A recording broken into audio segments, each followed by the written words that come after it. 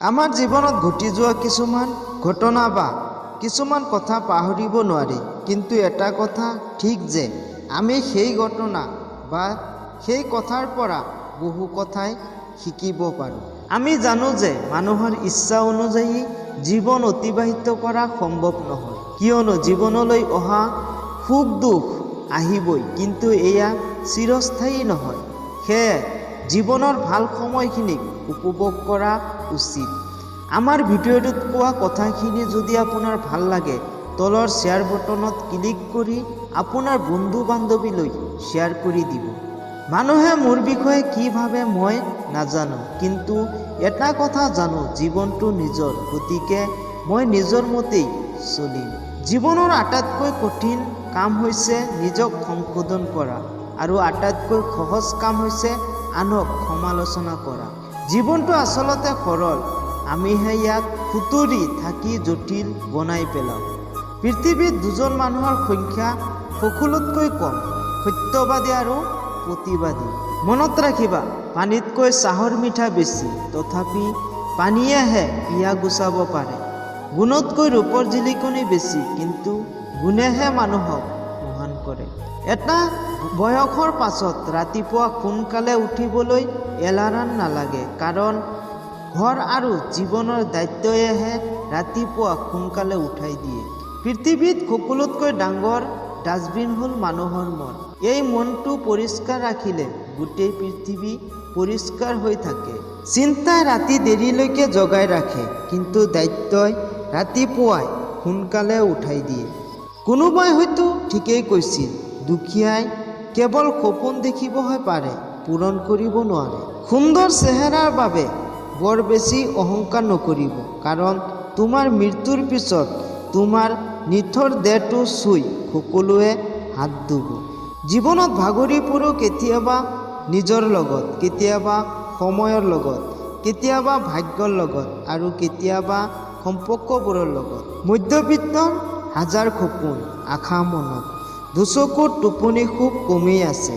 সপোনবোৰে শান্তি মনেৰে শুবলৈও যেন নিদিয়ে। তিনিটা সত্য কথা একমাত্ৰ সময়ে চিনাকি দিয়ে, কোন কাৰ কিমান আপোন। জীৱনত সংগ্ৰামত পৰীক্ষাৰ নম্বৰ নহয়, সময়ৰ অভিজ্ঞতাহে প্ৰয়োজন হয়। টকাই কেৱল অহংকাৰ আনিব পাৰে, সুখ আৰু সন্মান কেতিয়াও আনিব নোৱাৰে। অতিৰিক্ত বিশ্বাস মানেই ঠগ খোৱাৰ লক্ষণ।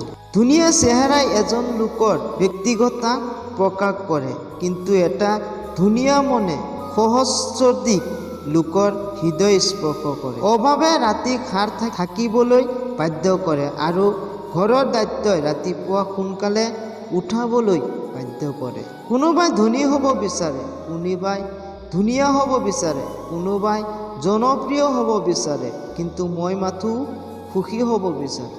মই কোনো কামৰ মানুহ নহয়, তথাপি জীৱনটো মূল্যৱান বুলি নাভাবোঁ, কাৰণ বেয়া হোৱা ঘড়ীয়েও দিনটোত দুবাৰ সঠিক সময় দিয়ে।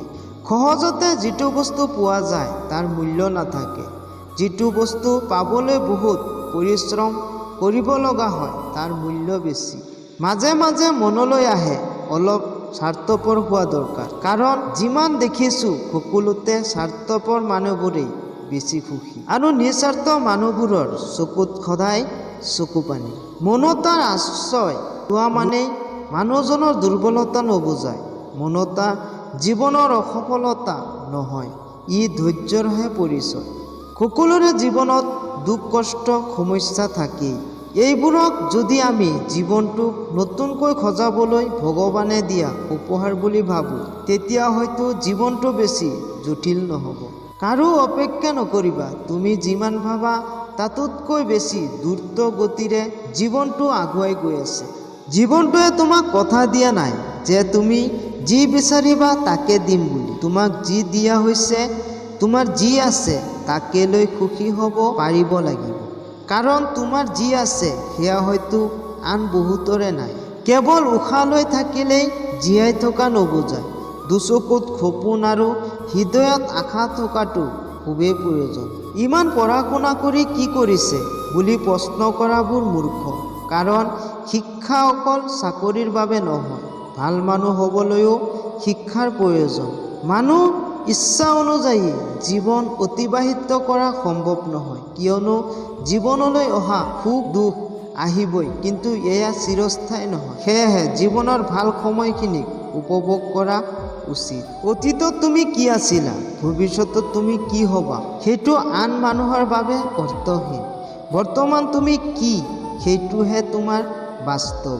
মানুহৰ ওচৰত সাৱধানে থকা উচিত, কাৰণ আজিৰ বন্ধুজন কাইলৈ শত্ৰু হৈ যাব পাৰে। আমি আমাৰ জীৱনত কিছুমান মানুহ লগ পাওঁ, যি মানুহবোৰে অকল নিজৰ কথা চিন্তা কৰে আৰু নিজে কেনেকৈ সুখী হ'ব সেইটো ভাবে। প্ৰকৃততে সেই মানুহবোৰেই বেছি সুখী হয়। জীৱনৰ প্ৰতিটো খোজ খুব জুখি মাপিহে দিব, কাৰণ কিছুমান ৰৈ থাকে সাধাৰণ ভুল এটি সমালোচনাৰ বাবে। কোনোবাই ভুল কৰিলে ক্ষমা কৰি দিব, আপুনি ভুল কৰিলে ক্ষমা বিচাৰিব। জীৱন শেষ হৈ গ'লে আৰু সুযোগ নাহে। ধন্যবাদ আপোনাক ইমান সময় ভিডিঅ'টো চোৱাৰ বাবে। কথাবোৰ যদি আপুনি সঁচা আৰু বিশ্বাস কৰে তেন্তে লাইক কমেণ্ট কৰি যিমান পাৰে শ্বেয়াৰ কৰি আনকো শুনিবলৈ সুবিধা কৰি দিব। আপোনাৰ এটা শ্বেয়াৰে কাৰোবাৰ জীৱন সফল হ'ব পাৰে।